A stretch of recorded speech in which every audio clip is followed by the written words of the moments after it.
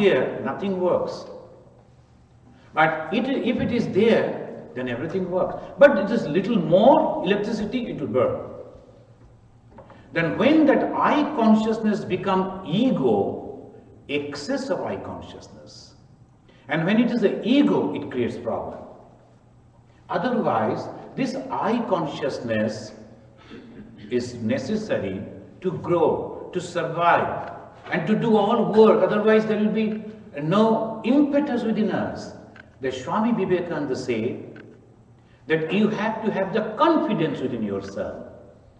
That's called I consciousness. I can do it. Like so many people can do. It's not ego, confidence. So I sometimes say, those who say I only can do it, they are egoistic people. And those who say I too can do it, T-double-O, they are self-confident people. So many people can do, I also can. That's called self-confident. So this is consciousness, this is I conscious. So in the mind, total they say, antakarana, in the antakarana, mana, buddhi, chitta and ahamkara. So here, one person is different from other. Why? Even the boys, twin brothers, they are different because of the impression. You know, the very peculiar thing, I just reminded one little girl from Arunachal Pradesh village. She came to me and she saw one paper and she was reading, "Give me a glass of water." I told her, "From the Arunachal, that remote village, you can read English?" She said, "Yes, I can." She said in Hindi. I told her, there was a glass of water on my table. I told you, "Can you show me where is the glass of water?" She said, "No, I can't." I said, "Glass? Water? No. But you can read." I can read. That means in the school, when they're teaching them, they're not showing them what is called glass or what is called water. The moment I showed her, this is glass and this is water, she jumped. Ye to main janti hu. I know this. This is glass and this is water. Ye to main janti hu. In Hindi she said. So that is the reason in our places the students, they hard work but don't know much. Here I went to so many different places and they have kept things in such a way in Chicago, the town, and when you enter into that places, so many things you can learn without any effort. How the moon is working, what is the distance of the moon from the earth, how it is rotating, so many things it happens. And there is a clock, long is coming, how the movement of the whole earth. And 2-3 little children, they were sitting over there, young boys, and they are observing when it will knock the one like this, it will fall. That means it's rotating in this way, all this. They're learning just through play. So this is the thing we want. And that's why in the spiritual life, if you like to learn, you have to go to a holy person. Why we consider always the guru? Why the initiation? Yesterday also one gentleman was asking, suppose I don't have the initiation, won't I realize God? And of course, why not? But the thing is, you have to understand what is God. Because you don't have any conception. What you will do? One gentleman, he went from Calcutta to Delhi. And in Delhi, the road, there is mention on the road itself, the Ramakrishna Ashram Marg. And he was not that conversant with the marg, the word. The moment he saw the Ramakrishna Ashrama, he asked the taxi driver, cab driver, "Hey, stop, I would like to get down." The taxi driver said, "No, this is not. I will take you to the ashram. I know the ashram." No, I like to get down. I know you people always cheat. You will take me to so different places and meter will be high, you will charge a bit much more. I like to get down here. So, okay, if you like. He got down and walked 2-3 kilometers again. Why? Because the conception, Ramakrishna, Ashrama, Marg, that mark the word he was not knowing. So similarly, suppose God comes before you, it will be difficult for you. And something happened because you are not well conversant about the God, conception of God, you will think this is God. And that really happens with majority of the people. When you are going towards God, what happened? We do not know. We don't have the conception. So we have to go to Guru, the preceptor, a person who has realized God, who has already traveled in that road. He can tell you that this is the thing that you must do. And sometimes these things will come. Don't look at that. They will lure you. They will always tempt you, all the time tempt you. Sometimes provoke you. Don't react like this, like this, like this. You have to go. So that yesterday I was talking with 2 ladies about when we were coming from India to America, in the visa interview. And the previous people who got the visa interview and got the visa, they are all intelligent people and experienced people. They told me how to behave with the people there in the office. So they will be provoking you, but constantly you must be very quiet.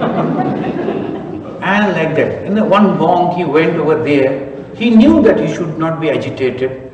But the person over there in the interview said, are you married? He said, no. Oh, no, you are not married. So you are a different type of person? No, don't believe in marriage? Living with... He said, no, no, no, not all those things. I am not married because I am a monk. And he said, oh, now how many wives you have divorced? Why again and again? And he got angry. The moment he got angry, that gentleman said, no, no, no, with a little temptation you are becoming angry, you won't get the visa. And ultimately he didn't get the visa. After some other sources, somehow he got the visa. So all these stories came to me, and when I went over there, I was constantly very cautious. And then someone, a young Swami, who never came to this place, but he knows many things, and he said, you must read the history of American, and how the American freedom fighter, how many stars are there on that flag. I went on mugging up the information. So this happened when you don't have the proper guru. When you are traveling in the path of spirituality, if you don't have the proper guru, this type of things happen in your life also. And they will say this will happen, that will happen. The moment you are practicing this, you will start seeing light. Then you will understand the mind of the people. You will start hearing from the distance what people are talking about. That happens, but not that way.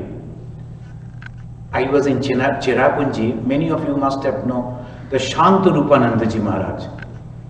He will be coming here. We were all together there. There we went to a teacher's quarter. He invited us for a tea. So when we were sitting, that lady said, Maharaj, you know what has happened when I sit for meditation, I see light coming right from the temple. Our temple is on a little hillock, and the temple is on the top. And that time we were very young. So, do you see light? Because we have read in the books that in meditation, when you can see the light, that means very higher stage you have reached. And this Swami, Shantarupanandaji, he said, where do you sit? Then she showed, this is the place I sit. Which way you look? Through this way I look. And when usually you see the light, when there is a function in the ashrama. What happened? Everyday function, there will be on the top of that, and there will be light burning. That light comes and all the tin shades. So there is a small hole, from that hole that light comes. And the lady sees that light and thinking that she is seeing light in meditation. And next 2-3 days after there was a function, then the Swami said, now next the meditation time, you see whether you can see the light or not. and asked us not to burn that light. She didn't see the light. So this is so many things in the spiritual life, because if you don't have the proper guidance, here, that's why one must be very, very careful. Otherwise, it becomes so difficult. And how our minds work, you know, very peculiar way. One gentleman, he sat with his friends and colleagues to eat a noon meal in the office. The moment he opened his tiffin box, he said, "Oh, today also brinjal curry." Then one of his friends said, "Why don't you ask your wife not to cook the brinjal?" "I am not married." "Okay, your mother must be cooking. Why don't you ask your mother not to cook it?" "My mother died 5 years before." "Then who is cooking?" "I myself cook." "Then if you are cooking, then why do you cook brinjal if you don't like?" "I like brinjal, but I like nagging before eating." So I am nagging. So this is the peculiar way of mind, and this is the reason. See, we know everything except our own mind. We understand, we know, the scientists are there. When the ants will come out from their hole, and what are the things that ants are going to do, and what they will eat, how they survive, everything we know. We know what the elephants are doing. We know what is there inside the ocean or in the sky. We know everything except our own mind. That is the main problem. If you give pizza in the morning, the gentleman will be very happy. "Oh, I have got pizza." And you thought he likes pizza. Next day morning again pizza. Then he won't appreciate. Third day if you give pizza, he will throw it. Every day pizza you are giving, can't you give me something else? We don't know when we are happy. We don't know actually what will make us happy. Why? Sometimes people are wondering, but that is the exceptional quality of a human being, not to be happy. You know why? Because unless and until you get realization of God, you realize your own self, you can never be satisfied. And the moment you realize you don't want anything, don't want anything. There's so many stories that there of the one big saint was there in India. When Alexander invaded India, he heard about that saint.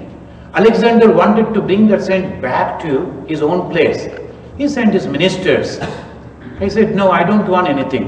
We will give you a lot of gold, lot of all these things, and you will get the respect also." He said, "I don't want." Alexander himself went and said, "I am the king. I am giving you the offer. Why should you not come? At least accept something from me." What he said? He said, "Will you please stand a little aside, because the sun ray is coming. I am basking in the sun. It is a cold morning. I want that sun ray, and that is the beautiful gift and best gift that you will give to me. Thank you." Why they are so much satisfied? Why they want the name and fame? Why they want the money? That means something they have got, which is much more higher than all these things. How do you know? When we were all children, one kite or one some play materials, one doll was so much for us.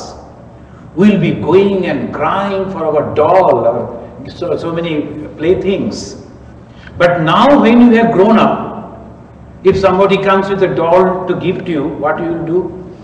Somehow you will restrain and say, "Thank you, we don't need it." So like that, because the same thing which I was liking so much, now I am not liking. Why? Because I have grown up.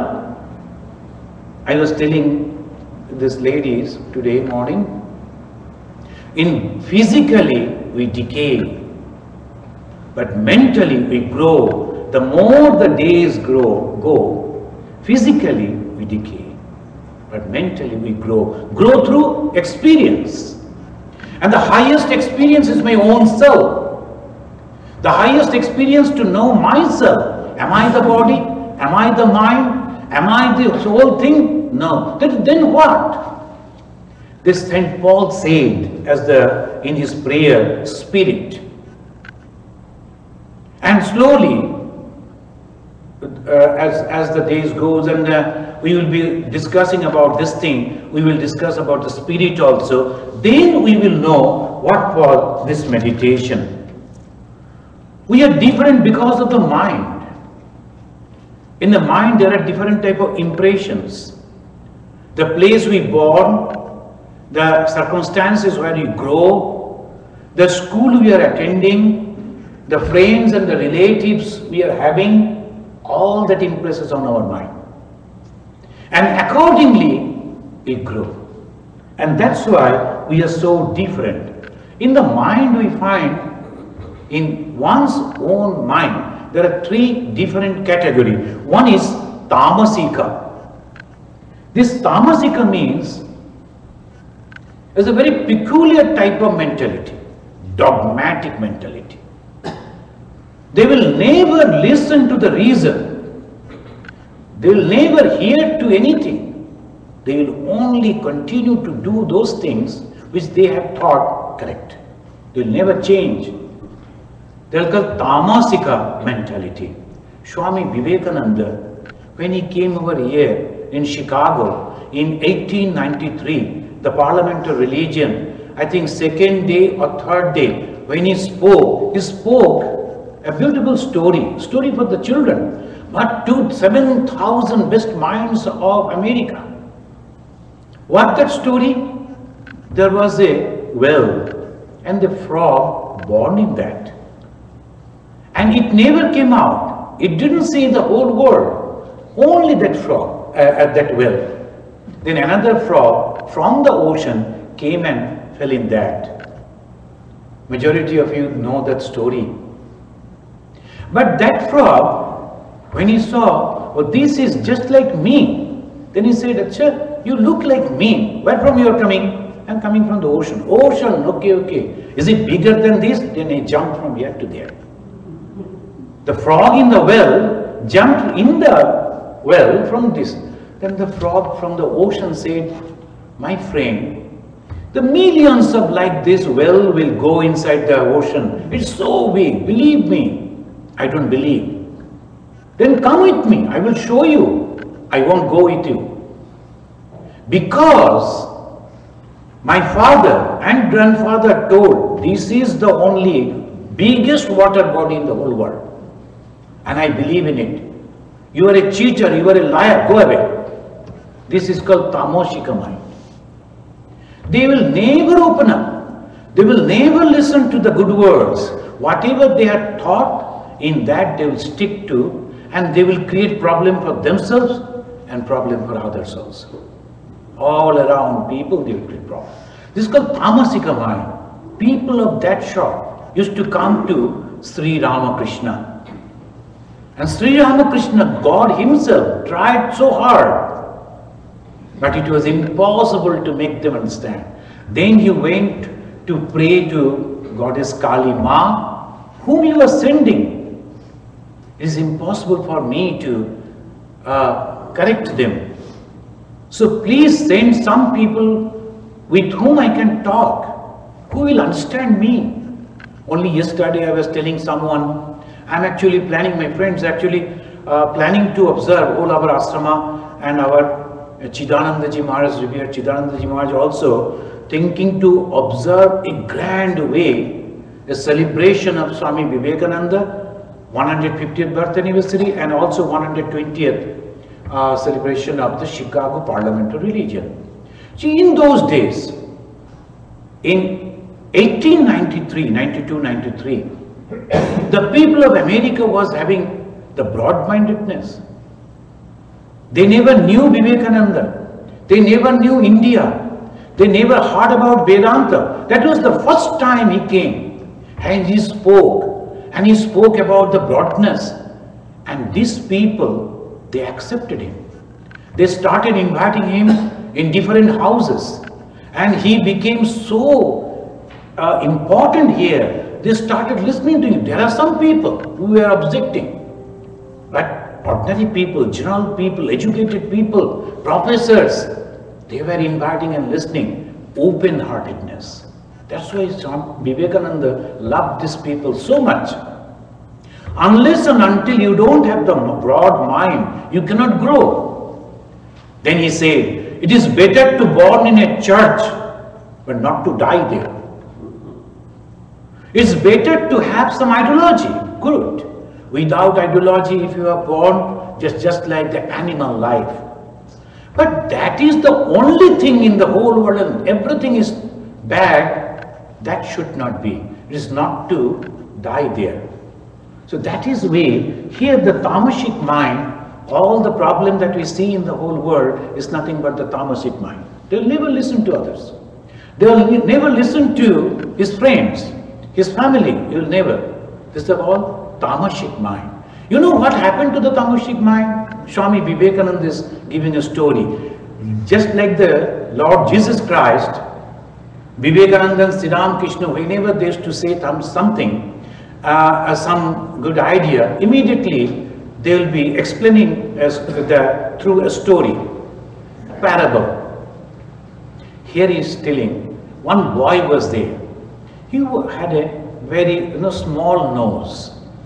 And all the villagers used to say, in Bengali they call khada, the person who is not having the long nose or a very small nose. And he was very angry. Sometimes he will be going to fight with them, he will be quarreling with them, complaining the chief of the village. Then slowly he grew up there. Then he was not having anybody, he was an orphan. So the chief of the village said, boy, now you are grown up, you go and marry, settle, and you start a family. He said, sir, it is okay, but I will marry only that lady who is also not having good nose. A nose like me should be there. So that was a difficult task for the man, and he went around and found out, after a long search, a lady of that type of nose. So they were married. And this boy thought to himself, at least the wife won't criticize my nose, that's okay. Wife was not criticizing, but the whole village and anyone used to see, now they used to only criticize the person, now they are criticizing both. Now when I hear about myself, it is somehow I can. But when I hear about my wife, naturally the person cannot resist. Every time he had a fight, what to do, then finally he once again went to that village chief and said what to do. He said, see, I don't have the solution. You better go inside the jungle, pray to God, who has given you this feature. Tell him, why you have given me this, and I am suffering now. And he will give you boons. Believing the words of the village chief, he went inside the jungle and sat over there all alone, went on praying, and slowly the concentrated mind, he really got success. God appeared before him and said, what is the problem? So I am having this small nose, I am having the problem. Then God smiled and said, well, I will give you 3 boons. You take this one and go and throw it on the floor, and whatever you will ask, you will get it. And then he was so jubilant. He took that one, the small stone, came running back to the home and shouted to that wife, hey, bring food, bring all these things. I have got so many things you don't know. What is there in my feast? I will show you. I am not an ordinary person. Then wife understood something has happened. She told, please come down, tell me what has happened. Then he said, you know, this is the stone. It's not a simple stone. If I throw and say this thing, immediately I will get that. Tremendous power God himself has given to me. The wife was very intelligent. She said, now let us eat something, sit quietly, and then we will discuss what we should pray, because it is the boon of God, very precious. He said, nothing doing. And in the Shastra, in the scripture, it is always said, never listen to the wife. So I am not going to listen to the wife. I will do what I like to do, because whatever the achievement is my achievement. And what he did, he threw that immediately, the stone, and cried, God, give us big and beautiful noses that people will praise. And he didn't say one. He said nose. And so many noses all over the body. Right from the head down to the toe, all over the body, so many noses. If you sneeze in one and catch hold in one, so difficult to manage, and now so many noses, what to do? And then his wife started crying, what you have done? He said, yes, yes, he said, anyway, no problem, we are having two, another two. Then he threw it once again and said, remove these noses, I don't want this one. All the noses went and vanished, including his own small nose also. So there was another problem, what to do, very ugly face. Then third time, he was telling, no, no, no, no, I should have listened to you, my wife. It is a mistake. Anyway, this time I will pray for the wealth and richness and all that. The wife said, no, please don't. Now people will come to know why suddenly we have become so rich. They will come to know about the boons of God, and they will tell such a fool, even after getting the 3 boons, they could not rectify their life. So it is better as we were. Let's pray to that. And then he prayed, oh God, give us back our own nose in the proper place as it was. So even after getting the 3 boons, he couldn't change his fate. Why? Because of the egoistic mentality. And that is called tamasika buddhi. That buddhi, the dark condition of the mind, and comes next rajasika, the egoistic. The egoistic person, what they will do, I was hearing one lady was telling, there's a rich man is here, and one person went to him for some donation for some good work. He said, no, whatever donation I have to give, I have already given. $10,000 I have already spent. No, I am not asking for such a big amount. You give me $10 or $100 will do. That small amount I don't give. So I won't give. So only either I will give big or no. So these people, not bad, but egoistic people. They always want their name and fame. So this is the difficulty with the mind, and that is why people are different. This Rajasika, egocentric, power grabbing, and the whole motive of life of these people only to grab power and name and fame. And for that, even after doing so many things, they suffer. So that is the reason. Tamashika people, from the beginning, they suffer and they create problem for themselves and for others also. This is called Tamasika people. And Rajasika is like this. When after the Rajasika people become Swatik. Swatva, Sattva, Rajatama. These Swatik people, how they are? They think correctly and acts elegantly.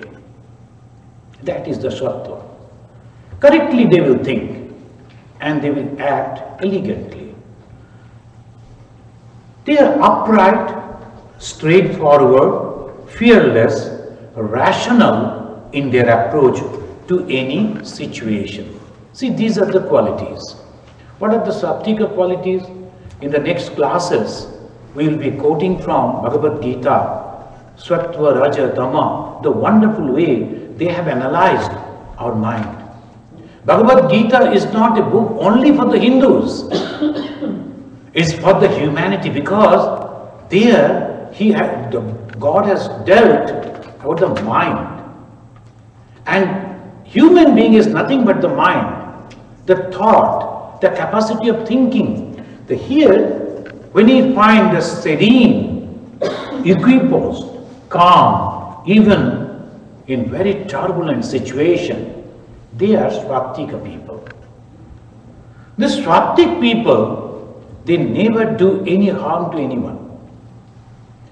But now, again, the Vedanta has analyzed mind in such a depth way. They said, we have 3 different phases of mind. Friends, why our subject is why we should meditate. But meditation means what? With the body? No. With the spirit? No. Then with what? With the mind. Unless and until we know what is mind, then how we can handle it? So when a person is going to the war or angling or to hunt some deer or something, what do? They take all the information about that particular animal, how they behave, when they come, when they visit, when it is easy to hunt. That way they go and then kill that. So we have to understand the mind thoroughly. Then only we will be able to control the mind. Controlling the mind is the most difficult thing. Bhayor eva suduskaram. In Bhagavad Gita it said. And who? Person like Arjuna. He was such a tremendous person. So personality was, and he was a ferocious fighter. Even then he is telling, I can go and face the 1,000 people, no problem. I can fight with them, but I can't fight with the mind. Because I do not know when it is working and how it is working. So to know the mind, how it works, how details the Vedanta went, there is said, we have 3 different phases. First is Jagrat, waking state, like now. We are conscious, we are listening, but at the same time, a part of our mind may be somewhere else. Maybe it is wandering here and there. It is thinking something else. So that is the mind, it works in different, even in the Jagrat. We are conscious, but still we cannot concentrate. So that is the condition of the mind. And second, Swapna. In the Swapna, in the dream, body inactive, mind active. And different type of impressions, sometimes the impressions which we have got recently, it comes. And sometimes we wonder where from it came. Maybe it is from the past life. So that's why in the dream stage, the body is inactive, mind is active. There is another final stage, that's called Susupti, dreamless stage. In that stage, the body and the mind inactive, but still something is awakened, active. How? Because after the sleep, when we come back, we say, oh, today we had a dreamless, I had a dreamless sleep. How could you know? How could you know? Who knew it? Who was sleeping? Something, some consciousness. So that he could understand, so I was not dreaming. He was sleeping. His body was inert. Mind was not active. Had the mind been active, you would have seen some dream. The mind was not active, body was not active. Then what? Which experienced it? Spirit. There is something, consciousness, and that is in Sanskrit they call Atman. Totally hidden. We do not know about it, but that is the reason we are working, surviving, living, and whatever that we are doing with that power. Bhagavan Sri Ramakrishna, once again, he is giving a wonderful example. One potato and something, and they were boiling. And the potato was telling the other one, hey, see how much I am jumping inside the water. You can't compete with me. And he was telling, I am also trying. This time I have gone much better than you. Like that they were competing. But the two never knew that there was a fire below. Had there been no fire, the water won't boil. When the water is not boiling, how the potato can jump? So that's why we are also jumping, thinking, frisking. Then sometimes we think that we are doing, I am doing, I am doing, I am doing. Who is this I? That we don't know. And we will be showing our ego so much. The next moment, I and I'll be fighting with some people and tell something and go and sleep next morning. God forbid, if something happened, I can't talk, I can move my limbs, what will happen? And that is the reason one must be very, very careful. So this is what we are thinking about. And next, the different stages of mind. One is called Vikshipta, and all the time scattered.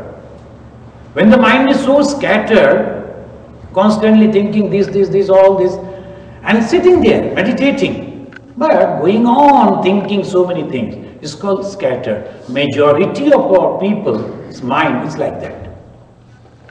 The one person got, he was not ready to accept the mantra, but the guru was persisting, a shopkeeper, small shopkeeper in a village. Guru said, you take mantra, it will be good for you. He said, okay, since you are so much persisting, okay, you give the mantra. What I have to do? In the morning, you have to sit little meditation and take the name of Japa, God. That's not possible in the morning, I am so busy. Before you go to bed, at least do it. Okay, there I will try. That is maybe. After 2-3 years, the Guru came back to the village. He saw there's a huge shop and so many people working over there. He found what has happened to my disciple. He was a small shopkeeper. Where he has gone? He inquired the people who are working. Such and such person was here. Where is he? Oh, he is our boss. He is inside the room. Antigro, you go in. Then they took him. And the person, the moment he saw him, oh, my guru has come. Hey, bring the chair. Give him all respect. Bring water. Bring the... Then Guru said, how come you were a small shopkeeper? You have become so rich. Oh, that is because of you. You have taught me a wonderful system, and that's why I am getting rich. Guru was happy. At least one of my disciples is increasing and having some success. He said, how you did? He said, I was a small pawn shop and people used to come and borrow things from me. And I used to forget because I don't know how to write. So I used to forget their names. And majority of the time people will never pay. So I used to lose my money. But the mantra you taught me, when I came back after the work, I sat on my bed. Moment I closed my eyes, I saw all the faces that took loan. So that helped me to collect the dues. And that way I got rich. So nobody. So this is a funny story. That is the way we are actually meditating. The moment we sit for meditation, so many things will go on happening in our mind. That's called, we will discuss the next day in details. And another is dark, moodha. You don't work at all. You sit for meditation, try to think something good, it don't work. Third is called Vikshipta. Sometimes it is gathered and sometimes it is not. Majority of the devotees are having this system, this condition of mind. Sometimes it is concentrated, sometimes it is not. And then comes focused, ekagra. The concentration comes the final. When it's ekagra, there what happens? In that state, we start enjoying meditation. Before, we don't enjoy meditation. But in this stage, we start enjoying meditation. And then we don't like to go anywhere. We don't like to lose the time. We don't like to spend that particular moment anywhere. And that shows we have developed the love for meditation. And then concentration. The moment you control your mind, you have won the whole world. Even those who are great heroes, they have won the war, but still their mind will be so restless, they can't sleep properly. But here you can. So that is why controlling of the mind is essential.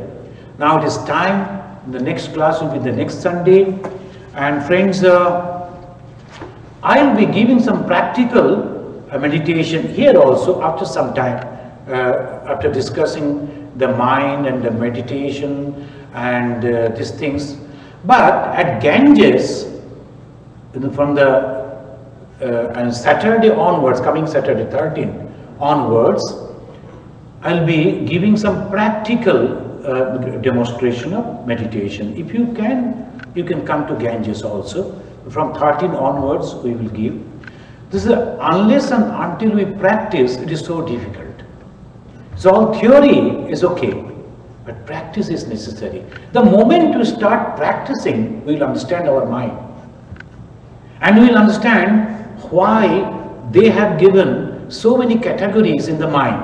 Shipta, Vikshipta, Mudha, Ekagra. Why? We will understand ourselves. And by the grace of God and my effort, if we can get the little glimpse of concentration, you will see the joy of meditation. Thank you very much. Thank you for visiting. And next Sunday, we will discuss on this again. And this coming Saturday, I will go to Ganges from 8:30 to 11:30 morning. And then coming Tuesday, we will discuss about the Panchama Veda, the Gospel of Sri Ramakrishna. Then Friday, Swami Bharadananda ji, he will be discussing on Katha Upanishad. This is the Upanishad and Katha Upanishad. Thank you very much. And the sloka that I chanted in the beginning, there's a wonderful meaning. It says, I am not the mind, I am not the intellect, I am not the ego, I am not the chitta, the repository, I am not the ear, I am not the tongue, I am not the nose, I am not the eye, I am not the sky, I am not the earth, I am not the fire, I am not the air. Then who am I? Shivoham, Shivoham. Look at the back. Lord Buddha is sitting over there. And the posture that he is showing over here is the only a God can show and no one. And this is the posture of quietness, shanti, shanti, shanti. This is the way one feels like this. This is shanti. The moment I realize myself, I feel I am Shat Chit Ananda Swarupa. And the word Shiva means not the Lord Shiva of the Hindu mythology. The Shiva means peace, eternal. So I will just chant this and you only say Shivoham, Shivoham. This is not God's name. This is only Shat Chit Ananda. That's called Shiva. Mano Buddha Hamkara Chittaninaham Nacha Shutra Jubhe Nacha Grana Netre Nacha Vyoma Bhumi Natejo Ravayu Chidananda Rupa Shivoham, Shivoham Chidananda Rupa Shivoham, Shivoham Chidananda Rupa Shivoham, Shivoham Om Shanti Shanti, Shanti, Hari Om.